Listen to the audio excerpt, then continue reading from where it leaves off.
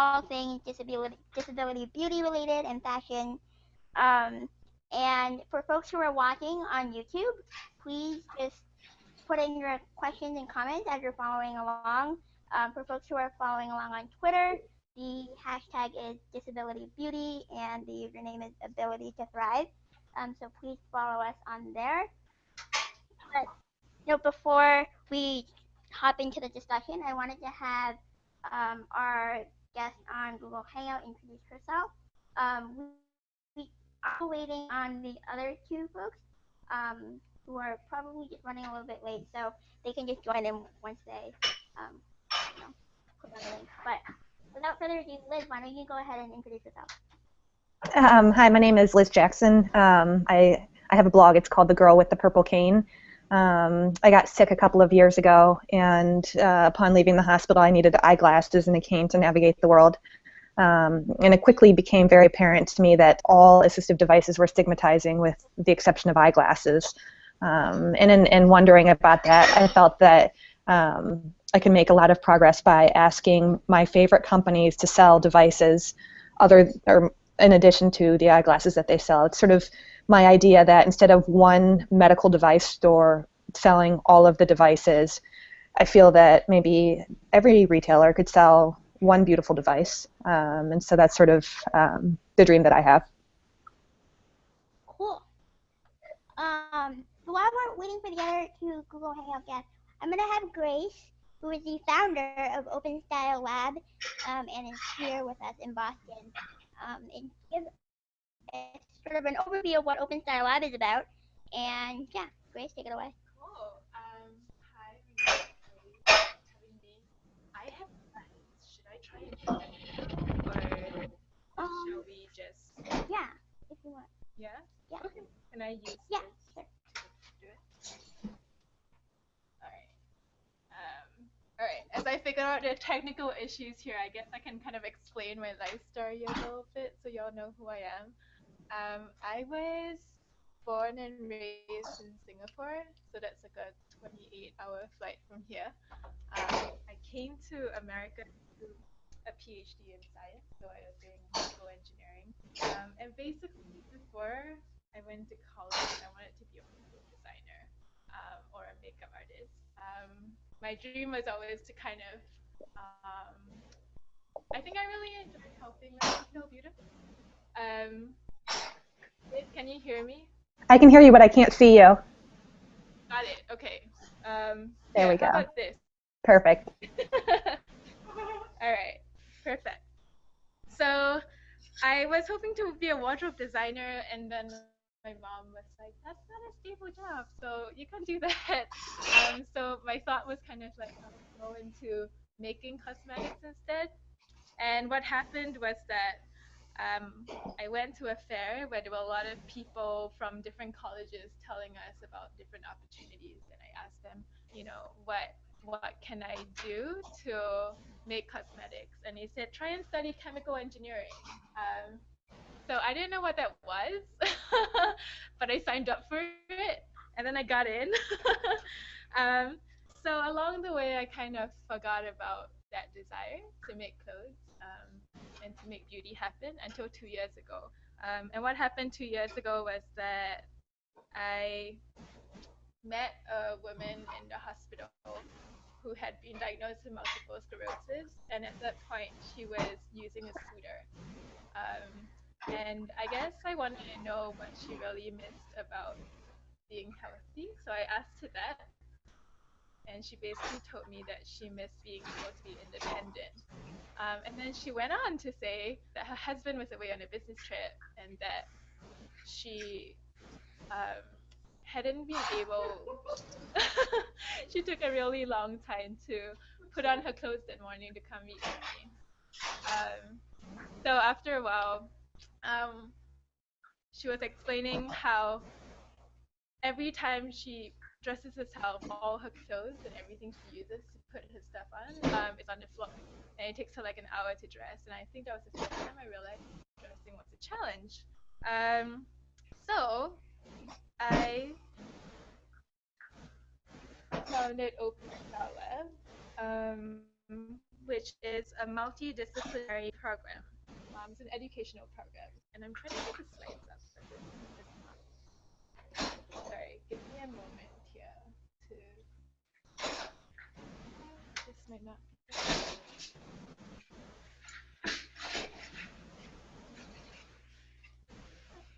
Is it going? No. Is it not tight enough? Okay. Oh, okay. Yeah, I saw that.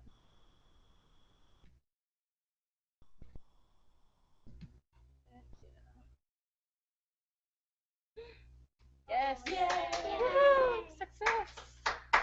All right. um.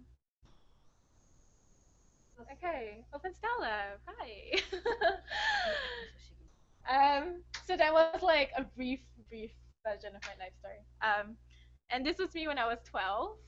That was my first piece of assistive technology. Liz, what you're not seeing here I'm, is that I have a photo of myself when I was and I actually remember getting those glasses and being you're gonna have to really send self-conscious you're about gonna have to it. send this to me because I definitely want to see that picture. Oh, hi. I will. Oh, here we go. Okay. Oh no, it's being Let's broadcast see. with. There we go. Up a little bit. Do you Up a see? tiny bit. A little bit more. Oh, that's perfect. I like that reaction, Liz. I love it. So I remember on my glasses in class, and I liked the boy next to me, and then I was really embarrassed to be wearing my glasses. So I guess like since I was a pretty young child, I was pretty conscious of beauty being kind of like almost like social capital. Like it says things about you, like what you wear, what you know have on, says things about you. Um, so what we're doing through Open Style Lab actually is we're taking three different groups of people and bring them together to create clothing with and for people with disabilities. So we take occupational therapists or physical therapists, fashion designers, and engineers, and then we put them together in a 10-week program. And we team them up with a client with a disability who has an idea for a clothing solution, that a clothing challenge that they have, and then together they come up with an idea or a solution. So I'll give you an example. This is Ryan. He was one of our clients last summer. Super adventurous. He used to be a competitive biker actually, and then during a biking accident in Spain, he basically became a C3, C4 incomplete quadriplegic, and so now he uses a wheelchair. And so, as some of you may know, the big problem with this is that with quadriplegia is that you get really hot or really cold very easily. There isn't a lot of temperature regulation. And so he needs to be able to put on a jacket many times a day and take it off many times a day. Fortunately, he does have a caretaker to help him with it, but it still takes a lot of effort, especially when he's just going into Starbucks, you know, to buy a drink and he has to take his put his jacket on and off. And then in addition to that, his nerves on his skin are regenerating. So he describes to us that when it rains, it actually feels like needles on his skin. Um, so it's very painful, and you can imagine that when it rains, he also needs to be able to get a jacket on fast. Um, so unfortunately, right now, the time it takes for him to get on a jacket is about 4 minutes. And so this is the challenge that we presented to the students. So over the course of the summer, we had 8 different clients. Some of them were like Ryan, were wheelchair users. Others had severe arthritis. Others were amputees. And then we teamed them up. And then we also had a lot of grant funding and support from MIT, as well as companies like Eileen Fisher. So that was the program in a nutshell. And then at the end of it, we had 8 different clients. So I can share with you 2 of the results that came out of it. So one was for Professor Hirsch. He's a professor up at Tufts. Um, he has a neurological condition, which causes him to not be able to walk. But in addition to that, he has very poor motor skills in his hands, very poor dexterity. And so what he's been using at work are these tearaway basketball pants. I'm not sure how many of you are familiar, but they're shiny. And what's good about them is that they have these snaps on the side of their pants. So these are actually the only pants that will open wide enough for him to be able to use the bathroom at work independently. Um, the problem is that the snaps are really hard for him to put back together once he's done using the bathroom. So this is what the students did. They made a seam in his pants and put magnets inside of it. So that I don't know if you saw that. I'm gonna play it one more time. So that this seam would be able to open and close really, really easily. Yeah, and I have a prototype of it that y'all can play with later too. Nice, right? Yeah. So that's one. And so we're exploring lots of different other opportunities. Thank you. Yeah, to use this. So one application. Oh, by the way, stop me if y'all have questions. I know I'm like going on. I actually have a question. So Yeah. once you like make that design, is it only available to that client or is it available to anyone? Yeah, so I mean, pretty much we could tell you how it's made. We would love to make it available to people, so we're trying to partner with companies to develop it to a stage where it can get into the market. And that probably takes like another year worth of development Yeah. or so.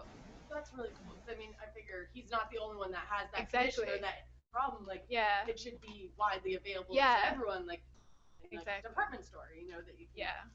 It's Oh, it would also be our dream to. Yeah, it's also worth Sorry, noting Liz? that I was just going to say it's worth noting that there's companies like Under Armour who have purchased the rights to technology such as the one-handed zipper, and will sort of be employing that into their future product lines. Yeah. And I think they already have. It's on their website. I went to Yeah. look at it the other day. Yeah. It's a one-handed zipper. Yeah, it's pretty awesome. I actually have it here so we can play later. Nice. I didn't realize you had. That's awesome. Yeah. So the manufacturer for those zippers, Ideal Fasteners, donated 10 of those zippers to our summer program. That's incredible. Yeah. Cool. Yeah. Yeah, so, as what you're saying, there are lots of applications for this. So one of them is our teammate actually recently got diagnosed with a condition. So she has to carry around this bag at night, which pumps nutrients into her body through a central line that goes through her chest.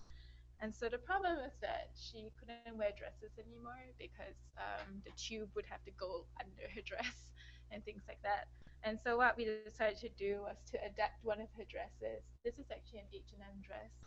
And we took this side seam here and we put magnets into it so that it was really easy to open and close, and the tube would be able to come out and attach to her backpack. Yeah. So um, Yeah. I know. Yeah. Well, actually, so the reason why we were comfortable putting it in this dress was because it had this inner lining, such that even if it opened a little bit, you wouldn't get to see much. But the magnets are actually made of neodymium, which is one of the strongest magnets right now available. So you can test it out. We have it here, and tell us what you think. There are different grades of magnets, and you can basically use different strengths for different applications. Yeah.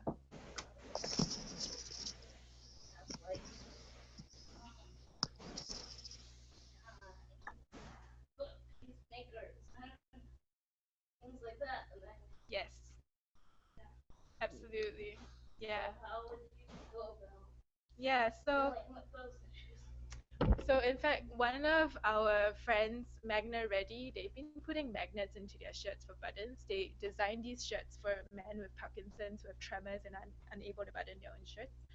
Um, and what they have to do is basically put a sign on their shirt which says "No pacemakers." Um, and And I think that is actually the most serious concern for us so far. Um, Really, we're looking at using these magnets in outerwear applications, where it opening it up accidentally or um, wouldn't be such a concern. And I think also in outerwear applications, the magnetic field won't interact as much with the pacemakers. But we'll definitely have to put a sign out there just say, people with pacemakers don't wear this. Yeah, yeah. But those are really good questions.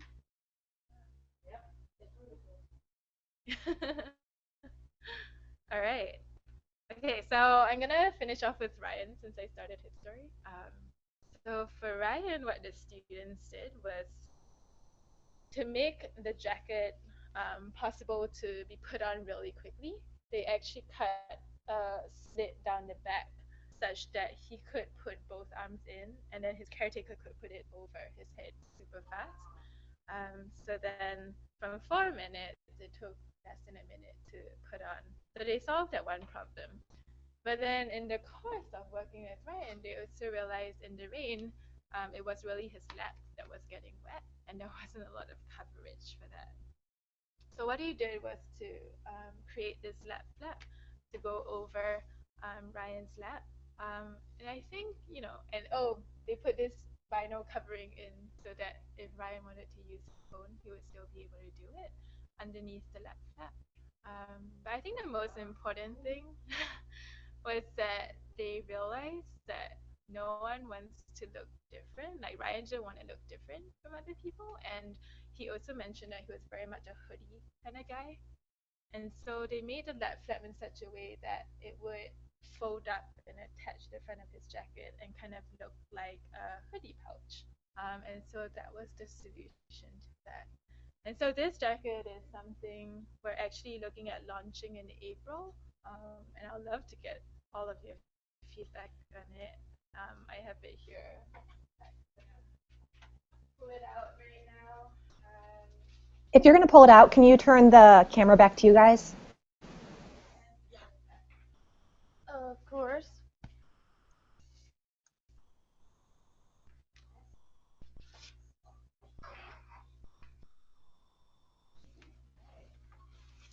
So this is the jacket. Oh, hi Liz. I think you saw a prototype of this previously. Yeah, this one looks a little bit different. Is that? Yeah, This is it too does. cool. So we just went to a manufacturer in New York to get this sample done. And if you all want to see how magsits work, we have a magsit here and a magsit here. And what happens is that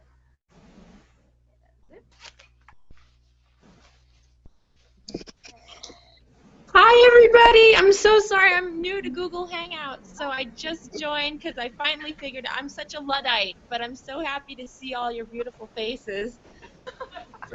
I was really late too.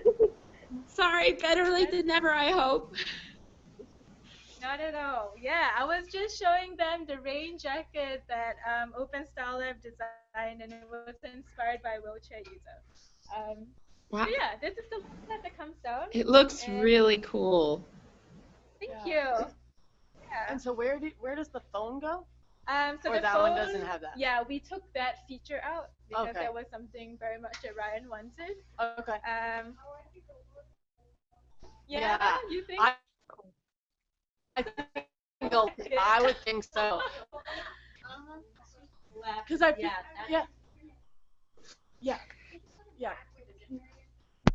So in fact, that zipper we also took out, and so I can explain it. But what we decided to do, one of our strategies in deciding how do we make this affordable for everybody is that we needed to find a large market for it. And so we decided also that this jacket was really useful for spectators, anybody who sits outside. And so we took out the zipper in the back because that was very difficult for people to achieve without a caretaker's help. Yeah. So then it opens this way too. You can try it on. Let us see. gonna have to try that. Please do. It's a little bit big because our fit model is a kind of big guy. But yeah. Yeah, no, because as a wheelchair user who will often get caught in the rain or in the snow, it's really frustrating because like the water will drip down the back of your seat, and then the water gets into the seat, and then it feels like you peed your pants because your underwear is wet. It's just a hot mess. And so what usually happens is I like run into the nearest restroom, and then they usually have those hand dryers. I sit underneath the blow dryer, and it's just kind of awkward, and it's not the most feasible thing, right? So how cool is it that Grace and Open have designed this? Yeah. I'm really excited. And also, hi to our other cool Hangout participants. Hello. We got started a little bit later. Switch on the bird so these guys can see. Hey, better weird than ever, right? Yeah. And I was wondering, since Liz has already introduced herself, if it would be okay if I might be pronouncing your name wrong, but Cheyenne Oh, it's and Maria Hi. could introduce Hi. themselves. Okay. So we'll start with Maria. Sure. Hi, everybody. How's it going? My name is Maria Town, and I run a blog called CP Shoes. CP stands for cerebral palsy, which is the disability that I was diagnosed with. And I started it because all of my shoes wound up looking like this after wearing them only a few times. Do any of you have shoes that look like this? Yes. Yeah. Right? And now mind you, right, so this is my left shoe right here, and this is my right shoe, which looks perfectly fine. I mean, it's still more worn out than most people's, but these shoes cost me $60, and I wore them 6 times, and now they're done. Right. And so I started the blog to basically advocate for shoes that worked for me and worked for the thousands and millions of other people with disabilities who have a hard time finding footwear that they can get into that doesn't completely fall apart, and that's also fashionable.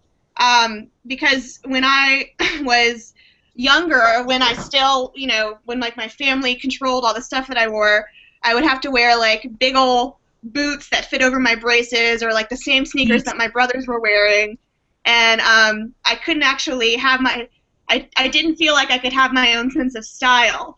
And so now what I do on the blog is I'll talk about the shoes that I'm wearing and how long they've lasted and how much they cost, and we'll tweet at the designers or the manufacturers and hopefully get a response. But also, because everybody has some experience with shoes, and because shoes are one of the ways that we think about what it means to be a human, it's a really good space to just talk about other aspects of disability and how society looks at disability.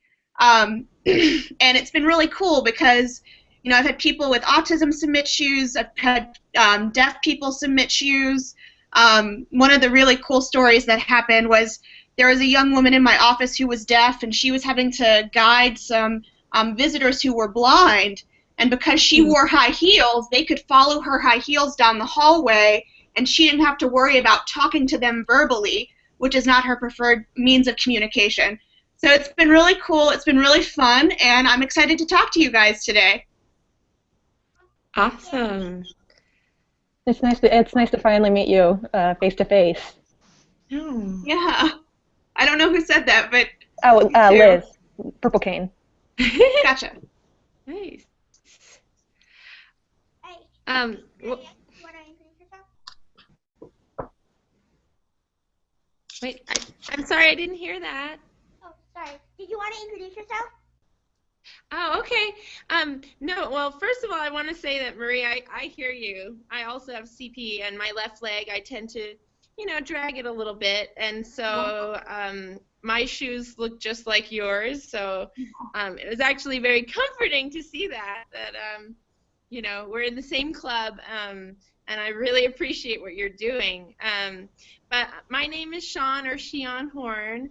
I am half Chinese and I have CP also.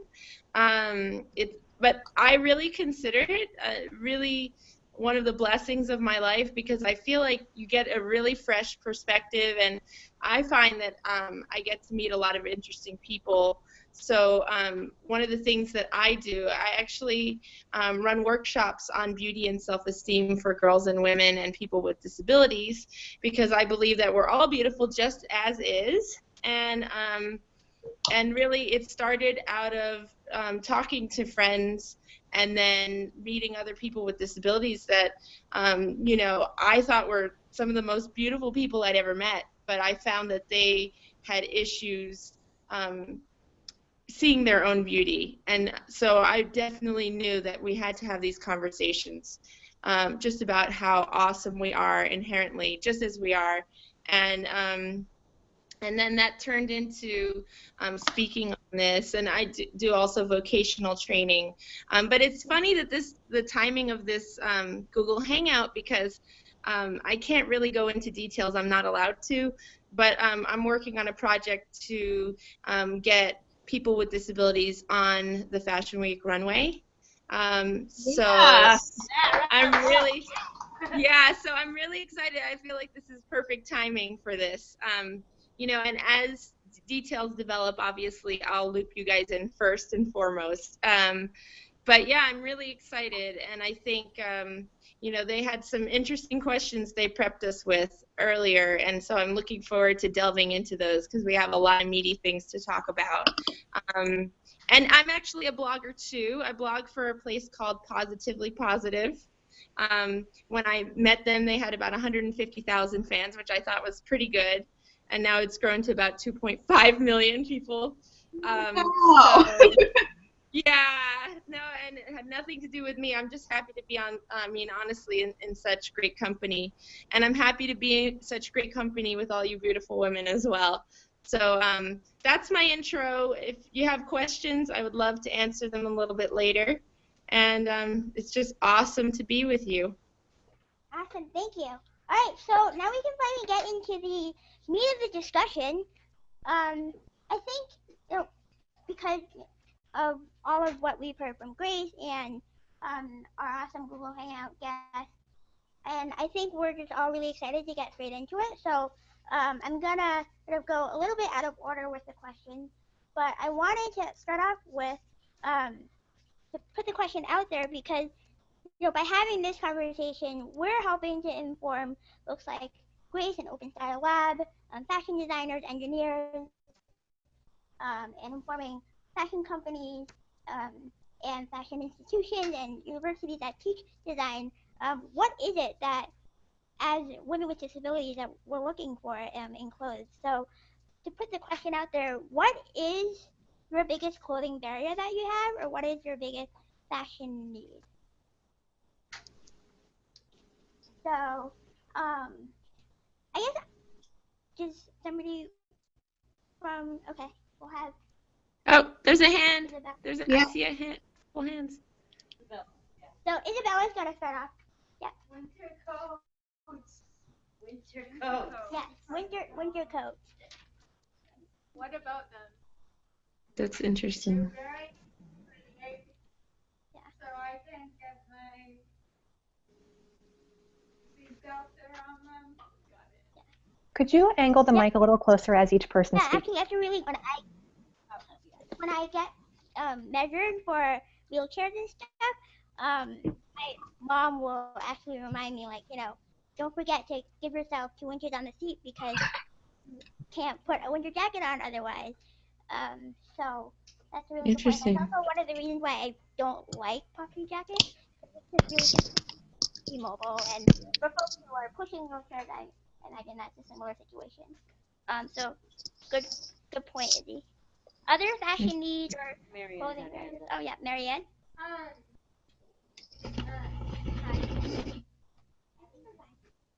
Can you hear me?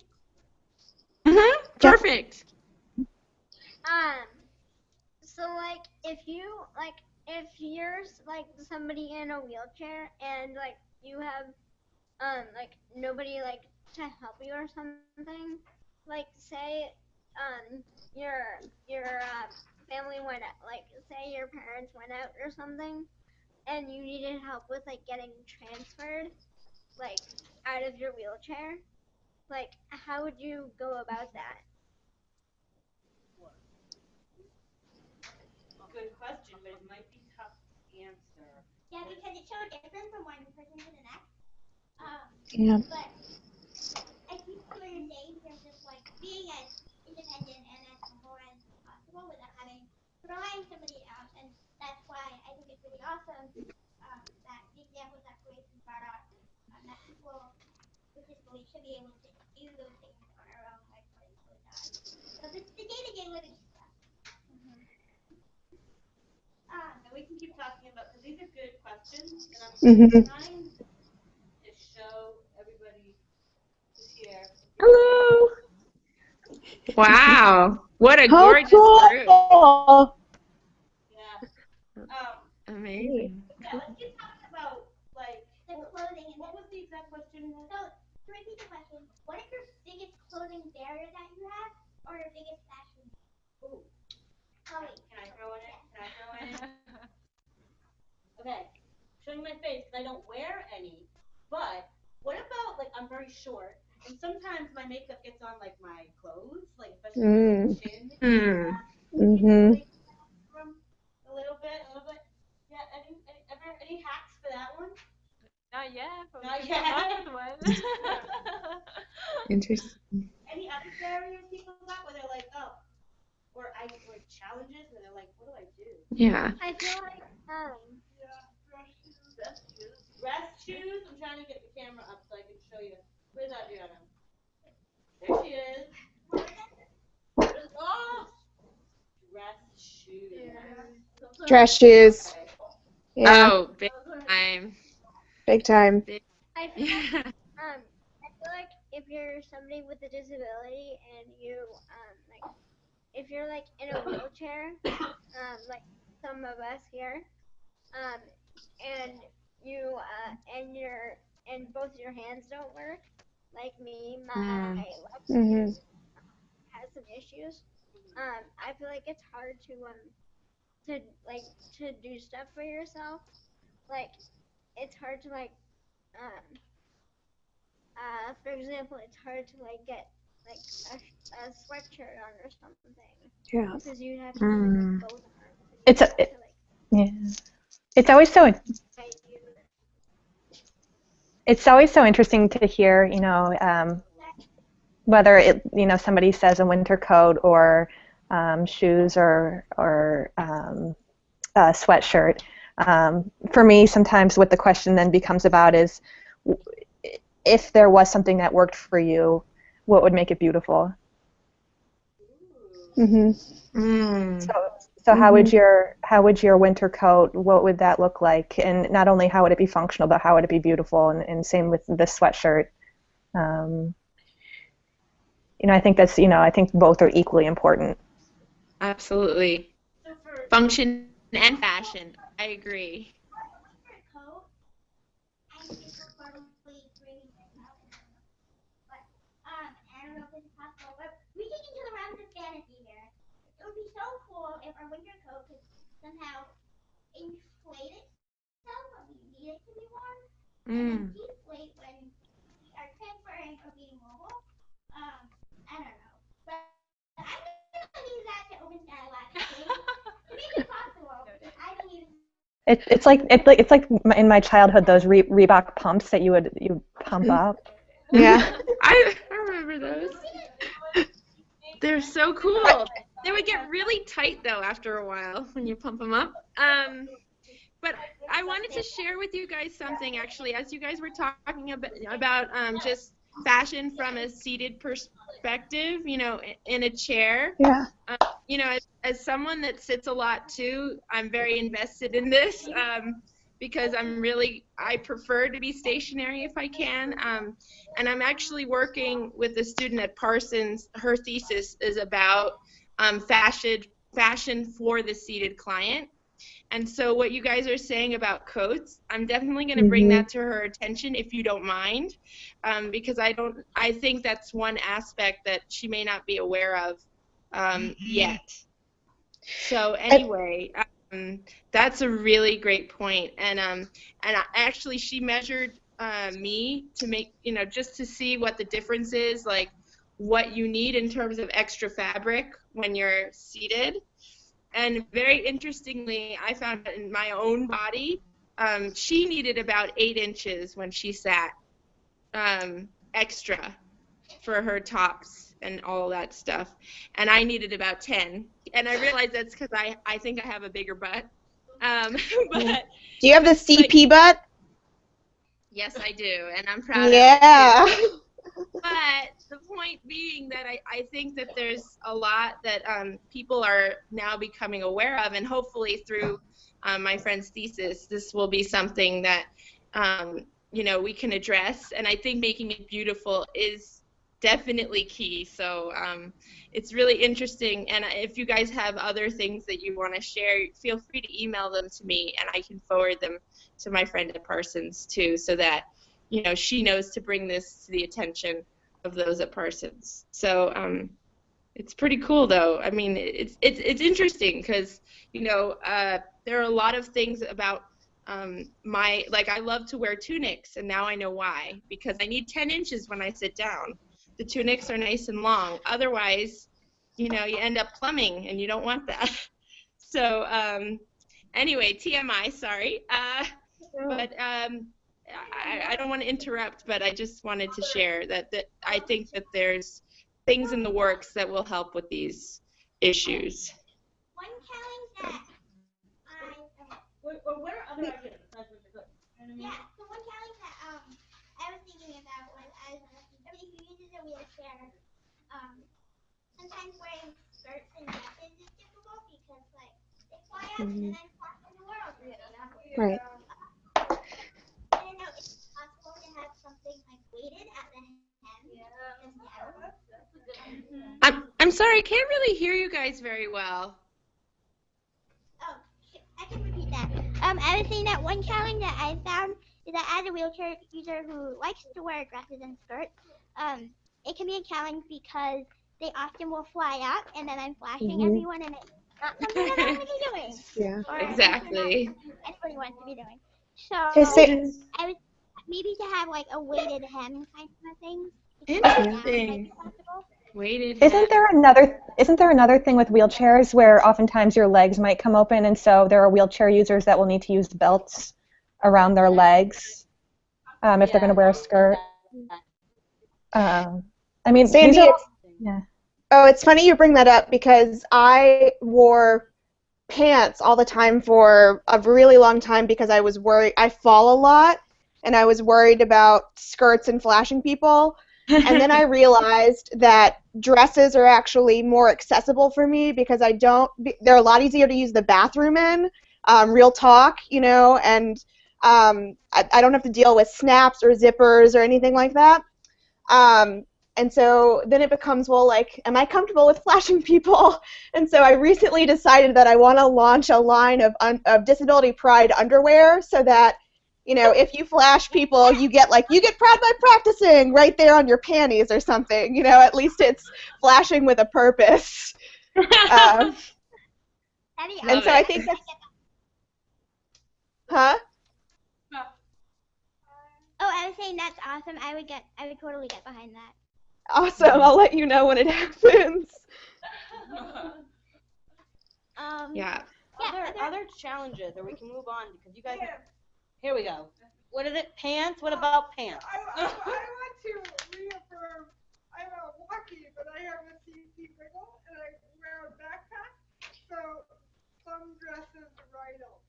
Yeah. Yeah. Pants don't fit me. I mean, we might not be able to answer every problem right now, but it's good to kind of like. Yeah, You know, no, I see Grace is jotting down notes, so yeah. Yeah. Great. keep them coming. Keep them coming. What other? Yeah. Go.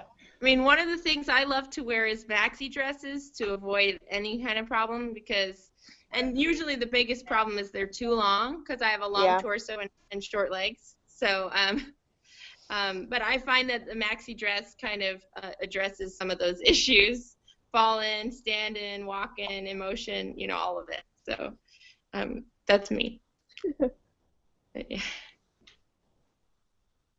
High-low hemline was very popular about a year ago, also called the mullet dress, where it's shorter in the front than it is in the back.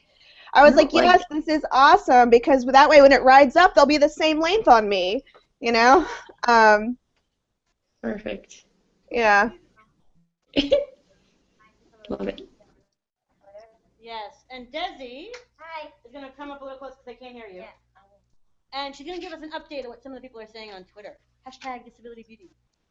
Cool. Aaron H. Said no one brand works. While everyone she loves jeggings. She really loves them, and they're comfortable as well as fashionable. And Coco Chanel designed her jackets with an extra width in the back for movement. Wow, Coco Chanel. She also weighted her headlines, Sandy. We got the weighted headline thing going on. Yeah. Very cool. How about anybody over here? Anybody have any ideas or we have other questions too, so we can move on to another question. Sandy, watch out. I don't know. All right. What a beautiful Any group, other by the way. questions You about- guys are all gorgeous.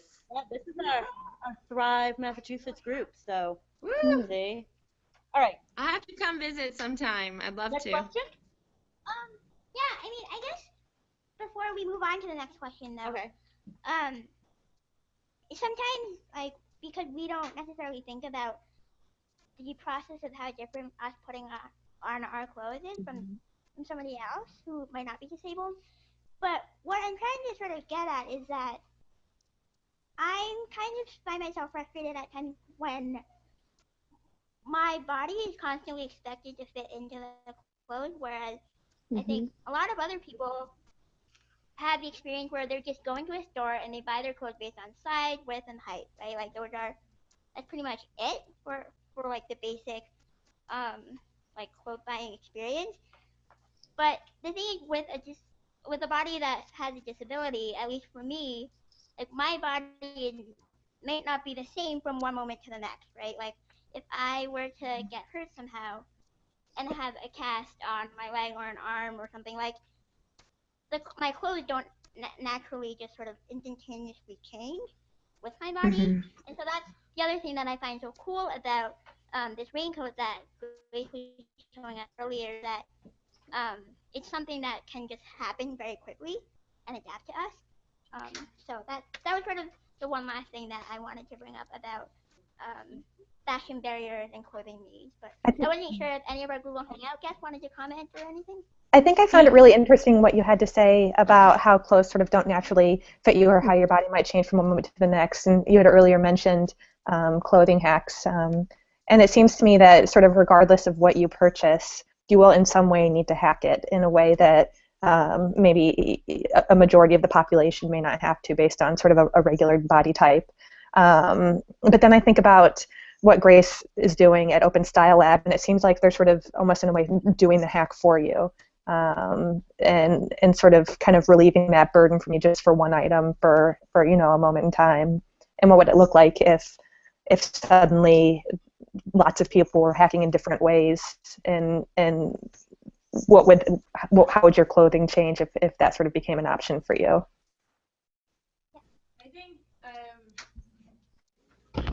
that's really interesting. I think actually one of the things we're really interested in doing is figuring out how do you make clothing modular, or how do you make clothing easy to play with and easy to hack with, because I feel like, being able to use the sewing machine and create your own customized clothing used to be something that people maybe had time to do in the past, or were able to invest in that.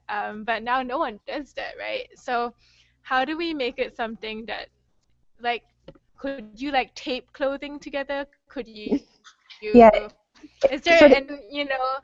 lugging out this like 30-kilogram sewing machine and like making your own clothes? Yeah, it sort of Um, makes me think of like the Down syndrome body type, where somebody with Down syndrome tends to have wider and shorter arms, and so as summer approaches, clothing becomes much easier because they can wear shorts and tank tops, and then as the weather cools off, suddenly they have these barriers, and it just sort of happens season by season, year by year. They flow in and out of these clothing restrictions, and what yeah. would sort of modular look from you in that way. Yeah. Well, and similarly with shoes, I mean, not many people really know how to cobble shoes, right? Like it's even a more obscure skill than sewing. Sure. And now, with the shoes that I showed you guys earlier, these aren't necessarily adaptive or assistive shoes. They're comfort shoes, but you can't cobble these because it's all glue. So I'm really interested in learning about hacks for stuff like this because it's not cloth. It's like rubber and leather and foam, Right. Exactly. Yeah, that's Yep. definitely a great point because that is a perfect segue into our next question. Is, we are gathered here together because we want to learn from one another, and I think a lot of us in our day-to-day experiences are doing things with our clothing and our fashion styles that other people might be interested in learning more from. So, with that said, what are some of your go-to clothing hacks or your favorite clothing hacks to utilize? I have one. So Yeah, now. I really like high heels or like sort of dress shoes. And so whenever I transfer though, I plant my feet on the ground, or if I do like anything, like just standing or sitting down, I plant my feet on the ground. And so if I'm wearing tights, which I love tights, I have to like take them all the way off in order to get any grip. And my boyfriend's daughter is a ballerina, and she has the ballerina tights, and those have the ones where you can the flip the feet off, and then she just tucks them in. So one day I said, "How are you gonna wear flip flops? You're wearing tights." And she's like, "Duh," and she flipped them over. So then I went to the ballerina store online, That's and I was cool. like, "I'm getting all of these." And so I did, but your options are just like ballerina pink, so I don't have a lot to match that, and black. So I love the idea of Black. that bottom hat, but like expanding on yeah, they're awesome, and they're much more durable because it's for dancers. But it's like be patterned, or right now it's just for ballet or dance. So that was it was I life like that hat. changing. Oh And my I god, didn't even know that it existed. I wouldn't have either. I just she was gonna like have a flip flops with her tights on. So they're $28 for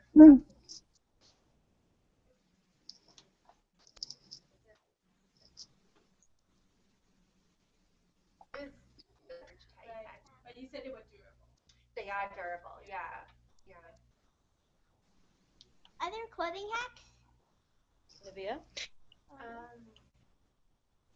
Clothing hacks that I would like are shoes with bigger like toes, because I drag my feet a ton, and I like shoes like a month. Especially that Maria was talking about earlier, right? I bet the soles of your shoes kind of look a lot alike. Yeah. Cool. Other ones? It's true. Well, I also drag my feet quite a lot, and so I find I had to actually Google what a hack is. So but I realized that one of the things that I do, because I drag my feet so much, and my new shoes can look old in like one really vigorous wear. So one thing I do is I use a lot of shoe polish, and I also try to, yeah, because I mean, if it's leather shoes, it's the only way to really make them look livable again. But also, I really look for like Mary Janes and things that won't fall off my feet. Yeah. And something with really good rubber soles, because that's the only way it's going to last me more than a month. So I don't know if that's a hack exactly. I actually looked up hacks, and there were some interesting ones. Like apparently you can remove dirt off suede with day-old bread. I don't know. Those were really cool and creative. So mine might be really boring compared to that, but I think just quality rubber, which is kind of hard to find, and it's you're not going to find cheap shoes with that kind. So that's been a big struggle, just like being able to afford quality, well-made shoes that are going to outlast me. Mm-hmm.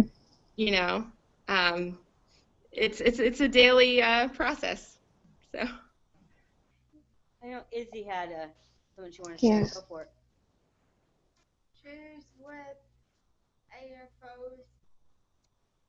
Shoes that better fit over AFOs. Yeah. Oh yeah. Yes.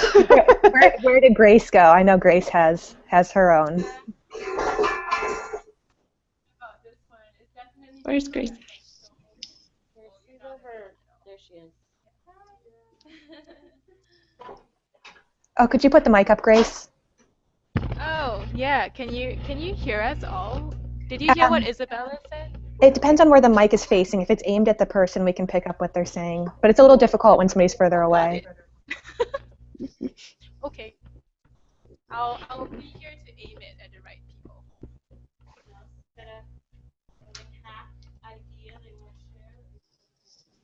Caroline?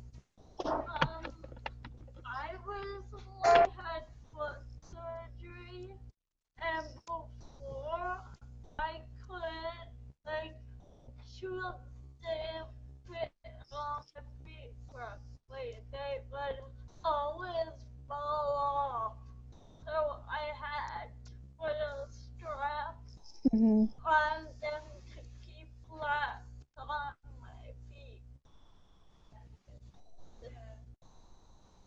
I think something that's so interesting to think about clothing hacks is to just actually sit down and realize how much when you have a disability you're sort of required to do so. Yeah. For me, sort of the most obvious and prevalent hack is the tennis ball on the bottom of a walker.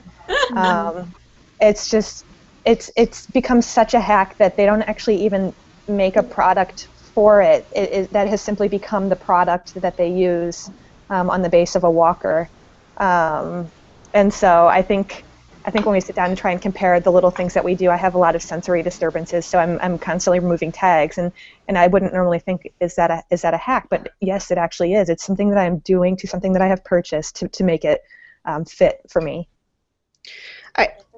I really struggle with zippers, and so I'm very big on the dress half or 3/4 zipped up so I can get it over my head and on, and then you just pop that jacket on over top and you're good to go, right? Like, because the other thing is, even if I can get zipped in, I can't ever get zipped out. So and then there's also the other thing that jackets and kind of cardigans help me do is bras don't like to stay on my shoulders because of the way that I carry myself and the way that I move. So my bra straps are constantly like showing themselves off, which isn't a big deal. But when you're in work meetings, right, you don't want people to be distracted by that. So that's the other thing that it helps cover up. I know Marianne, you want to share something? Go for it. Can everybody hear me? Yeah. Can you guys hard to like it's hard like because like for me if like shirts are like too big or like I wear those, which are like braces, and I have a wear over them, and and You have any tricks for all this? get bigger shoes, like or smaller Yeah. shoes, whatever. But I feel like when I'm wearing my AFOs, my my shoes constantly fall off. Yeah. Mhm.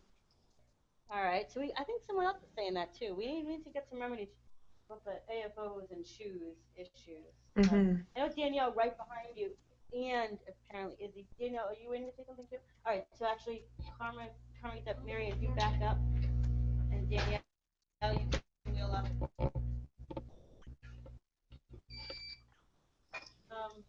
Of course, yeah, go this way.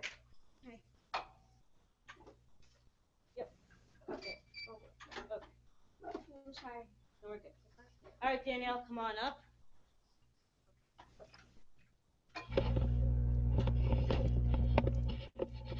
And they can see you. Can you take off my switches, please? Take off the switches. I need someone to help to take off the switches. There's little arrows. All right, take it away because we got a lot of people who want to talk. Danielle, and I do my AirPods, but because of the lace on my legs, I have special shoes that I buy. To me, I just put in the shoes, but the sole had to be more, more than an inch to put the lid on it. If it's not more than an inch wide, this person can't stick the lid on it. So, name's Danielle, and you also wear AFOs, and if there isn't at least an inch on the sole extra width, you can't wear the shoes. Is that what you're saying? There's a lid that this woman can't put on it because of the legs of her legs. Because of your legs and the tightness. So another, we got a lot of problem solving to do around AFOs and Shoes. Yeah. So know Izzy's. I was just going to say I also wear AFOs, and I'm starting to think maybe the problem's not the shoes, maybe the problem's the AFOs. I have a question. Has anybody ever talked to the person that makes their orthotics when they get a new pair and asked, like, how do you think these will fit into the shoes I already have? Because I wonder if orthotists are thinking, like, hey, I might be causing these women to buy, like, whole new sets of shoes because their new orthotics won't fit into their old shoes. I know that's always a fear of mine, and sometimes it's a reality. Have any of you guys ever had that conversation? For me, I just got an apology. I'm so sorry. Oh, really? Yeah, it's this is what is available. This is what insurance covers. But even beyond what insurance covers, there's really not much other than the bulky AFOs. And I think technology is actually beyond what it is that we're actually getting right now. Actually, I have a sore on my foot because of a new AFO, so. You got a lot of issues to deal with the AFO and your orthotics. But you know what? Good point. And I know there's other people over here that got questions. Good points because I've talked to orthotists too, and I don't know who said they got kind of like, oh well, too bad. It's kind of the excuse somebody did over there. Yeah, that's ridiculous. Right? Yeah, but as we kind of gel together and maybe make our voices stronger and louder, we'll start to be heard. Who over here was dying to talk? Okay, Isabel. My problem is with ballet shoes. Sometimes Jelly shoes? Ballet shoes. Ballet shoes, yeah. Mm-hmm. They don't fit over the AFO, so I just have to go without them. Mhm. Yeah. And I mean, and who has shoes that maybe fit the bill for what you need, but they're just ugly? Ugly. So ugly. You know. You got okay. So one other clothing hack that I use that I didn't really think that was a clothing hack because I was still buying it as it is from the store, but it is a clothing hack in the sense that I buy it so that I can fit in with what everybody else is wearing, Mhm. and that's hoodies and like a regular small size or whatnot. I still find that they are bulky and like are longer than my torso. So what I've done is I buy crop tops sweatshirts because they just sort of fit better with my size. The other thing that I've done sometimes is to give an illusion of having a longer neck and whatnot. Scarves and V-necks help. So clothing hacks are not just for our personal use, but also like the thing about fashion is Our that body we shape, right? make these choices because that's what society and like what we see our friends and family and everybody else is wearing. So But also, it's an how often do you shop in clothing sections that aren't necessarily age appropriate for you? Yeah. Probably all the time when she buys shoes. Yeah. Yeah, and Yeah. that in and of itself is a clothing hack. frustrating when I have to buy like professional bedazzled shoes with like Hannah Montana's face on it, and I'm like, that's not office appropriate. Um, so yeah, things like that and are fresh, but yeah. Oh, I realize I'm wearing my favorite clothing hack because I have no neck. Like t-shirts, the neck on the t-shirts are always Mhm. so tight, Bigger. I Yeah. cut, and so Cool. that's fashionable in a sense. So like the t-shirt I'm wearing now is cut. My problem is just I'm not a very straight cutter, so whether or not it actually looks good after I cut it is the real question. But I think I did a good job on the shirt, so. So do you really like deep V-necks? Yes, like I actually Yeah. got a sweatshirt for Christmas, which I think it's like I don't know if it's a running sweatshirt, but it was really great. It has sort of the cut style, very long V-neck, and it fits so comfortably because sweatshirts, especially with hoods, they just kind of like bunch up and they end up being a turtleneck for somebody without a neck. Right. Yeah. That's my Well, I have to say it's really cool to hear the individual needs because I feel like more than just sort of like disability issues, these are just individuality issues, how our bodies are built. Everyone has a different body. And so like I have the absolute opposite problem. I have a really long torso, so I'm always buying things that other people would use as a short dress as a top. Because when I was in high school, I remember my dad took me aside and was like, Sean, I know it's really cool to like try to show your belly and this and that, and it wasn't my intention to do that ever. It's just the way my body is built. And I think some of these hacks are not necessarily just anything different than how our particular bodies are built. So I feel like a lot of these hacks are really simple, hopefully, for fashion houses to take on. You know what I mean? Just like for everyone else. By the way, I love your shirt. Less selfie, more books. Yay! Actually, it is really intense for that to happen. I just got really hot. I don't know. I had to take off my sweater because I was sweating up a storm here. But that actually brings us right into our next question because now that we've had this conversation, we've swapped all of these ideas. We've brainstormed what our fashion needs are. But what do we do from here, right? Like, how do we take this conversation that we've had, this awesome group of young women with disabilities, um, and how do we bring it to the folks who are at the top of the fashion houses and are making the fashionable decisions? So how do we as women with disabilities show fashion houses in schools and that are teaching design and whatnot that we are a marketable community? I think this is a really important question because if you've noticed in the last year, fashion houses, large mainstream retailers have started to use disabled people as models. but they have yet to actually make a product for one of the people they're now sort of having model. And so I think part of it is we're having this conversation at a time when that has become more plausible. But I do think that it does also require a large push on our end.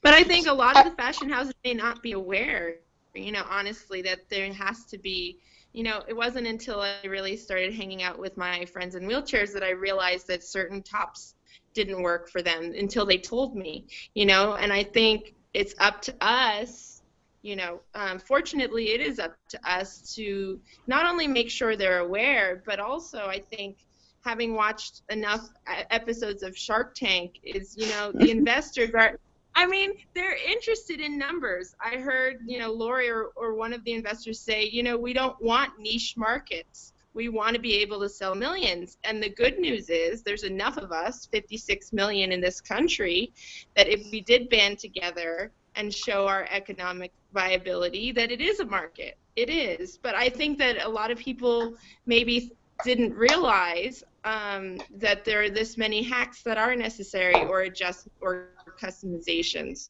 You know what I mean? So I don't think it's necessarily that we are like naturally excluded. I think that it's about awareness. This is the very core of my advocacy work. So I've been spending the past year asking J. Crew to sell a cane that I use. It's a beautiful purple cane. And the basis of my argument is that eyeglasses are an $80 billion market, and I simply don't understand why, because you buy a pair of eyeglasses from a retailer and you actually have to take it to your doctor and to get a prescription put into it. And so why is that the thing that's not stigmatized? Why is that the thing that's fashionable when you could simply go into any store and buy a cane, or even a pair of AFOs? You can get those sized to your foot, just like a pair of shoes. And if you look at all other assistive mobile devices, it's a $30 billion industry, and it's simply because they're selling the most basic thing. Once you actually start adding choice, the market doubles, triples, quadruples. And so for me, in order to show retailers the viability of this market, you actually have to use the eyeglass argument. That's what I believe. Yeah, I also wonder if thinking about so when you think about the fashion industry, as Liz just demonstrated, there are actually so many points of entry, right? So there are designers, there are fashion houses, but today there's also places like Etsy, right? And so I think there can be multiple approaches to kind of making this market swell. You could push, Michael Kors and Chanel and Karl Lagerfeld, right? We could also push the Etsy shops that have some of the highest visibility. And I think, using both the top down and down up approach, we might get somewhere. I've been really aiming my advocacy at places like DSW and kind of the off-brand versions of designer shoes, and I'm getting a little traction there, but I want to see what the designers who are doing this stuff out of their garages and out of their studio apartments, how they would respond. Because Magna Ready, for example, they operate out of a garage in Pennsylvania, and we might be able to raise more awareness that way. Yeah, I really like all of these ideas, and it seems like the crux of all of this is exposure, whether it's exposure of having more of these conversations, or exposing fashion houses or Etsy stores and designers to this idea that I think it was Cheyenne who had said it earlier, that people with disabilities we are the largest minority, and it's time that the fashion and style reflects that about our society and is more representative of what the actual numbers are in terms of people and the clothing that are being designed and made. Fortunately, we sort of have to start to wrap up. But I really enjoyed and learned so much about this conversation, or from this conversation. I don't know if folks have other sort of closing thoughts that they wanted to share. we have been tweeting all of this. So I do wish that Grace would take a moment to talk about her AFO solution, just because I think everybody would be so charmed by it. Ooh. oh yes. So I wouldn't say that. Okay, so I can tell you what we've done so far. So we had the opportunity to work 3.5 years old. Her name is Annabelle, and she wore an AFO, and her mom found that basically all the children's shoes had Velcro straps that were too short. So it wouldn't go over the AFO. So what we did was to basically make a Velcro strap extender with really pretty patterns on top of it. And it was a Velcro strap extender that would not only be used on her foot, which was affected by the CP, but also on the other foot, which wasn't. So it could go on both straps. So it made the 2 feet look exactly symmetrical. I mean, apart from the AFO, it was symmetrical. So yeah, if you want to go to our blog, you can actually see pictures of it. It's www.openstylelab.com. But Cool. that's what we've done. Sorry. Cool. I don't know if Yeah. I missed where you can buy the raincoat that we saw and all the other adaptive open style things, but I would love to have the links so that I can forward them to my very willing friends. I'm sure they would really enjoy all the, creations that you've put together. So Yeah, definitely. So it's interesting we're talking about the distribution strategy just now, because that's what we're trying to figure out. How do you make this profitable and sustainable and like pay everyone that's involved?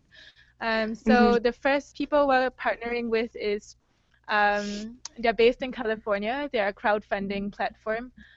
So the deal is yet to go through, but we're very close, and so we'll be selling it on a crowdfunding platform from April onwards. But you'll be the first to know. Congratulations. Yeah. That's awesome. awesome. Cool.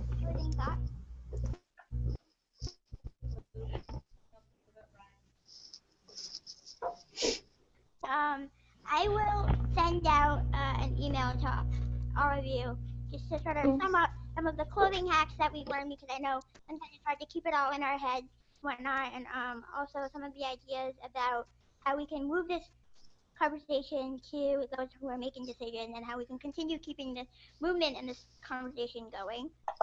So thank you to our guests on Google Hangout. It was awesome. Thank you. We'll be in touch. And also to those of you who are watching on Twitter and YouTube, stay tuned for future Twitter chats too. And thank you so much for coming in. Yeah. It was so nice Everybody to chat keep with you guys. Thanks so much, guys. And thanks, Sandy, for organizing. Yay. This is wonderful. I hope we get to do more of these. There's I- more to talk about, I hope. I'm in for the next one. No, there's always Me more to too. talk about. Great. Okay, thank you. Hi, guys. Awesome meeting you, everyone. Bye.